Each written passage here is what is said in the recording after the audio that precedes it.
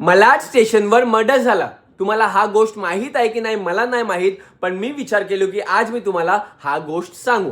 विले पार्लेच्या NM कॉलेजचा एक professor होता आलोक सिंग नावाचा 31 वर्षाचे, आणि तो लोकल ट्रेनमध्ये ट्रॅव्हल करत होता आणि लोकल ट्रेनमध्ये उनका किसी से बहस झाला आणि जो दुसरा आदमी होता त्याचं नाव होता ओंकार शिंदे, आणि दोघांचे बहस झालं आणि मलाड स्टेशनवर उतरने के टाइम पे त्या ओंकार शिंदेनी आलोक सिंगला असे चाकू घोपून मर्डर केला आणि त्यांची मृत्यू झाली. आलोक सिंगची मृत्यू झाली आणि तो ओंकार शिंदे धावला.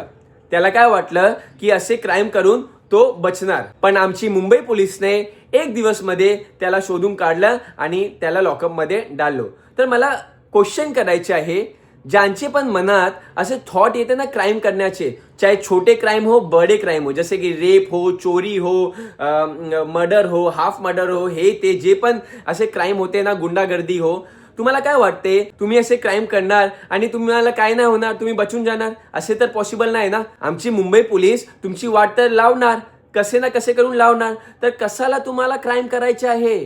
तो एड़े जावा ओमकार शिंदे, उसने उसको मार के उसकी फैमिली को तो बेचारे को बर्बाद किया ही है ना, उसकी तो लाइफ चली गई, पर उसने अपनी जिंदगी भी तो खराब कर ली. उसकी फैमिली भी तो उसके वजह से सफर करेगी और वो जिंदगी भर, अब तो मर्डर के केस में अंदर तो है ही, तो उसको सजा तो मिलेगी.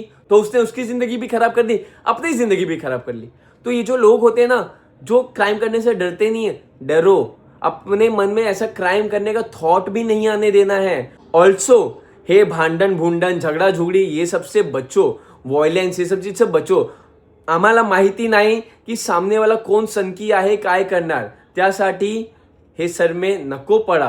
प्लीज कोणतेही क्राइम करा नको. और जो लोग भी क्राइम करने का थॉट भी आता है ना कि मैं इसका ये कर दूंगा, इसका वो कर दूंगा, प्लीज हाथ जोड़ के मत करो. उसका तो बर्बाद करोगे, उससे ज्यादा तुम्ही तुमची फॅमिलीसाठी खूप बर्बाद करणार. हा घटना ना आपण विचार पण नाही करू शकते की कोणी कोणाला प्लॅटफॉर्म वरती असे करणार. पण काय सांगू, पण मुंबई पोलीस सॅल्यूट आहे एक दिन मध्ये, आणि त्याला ना अच्छे से सजा द्या.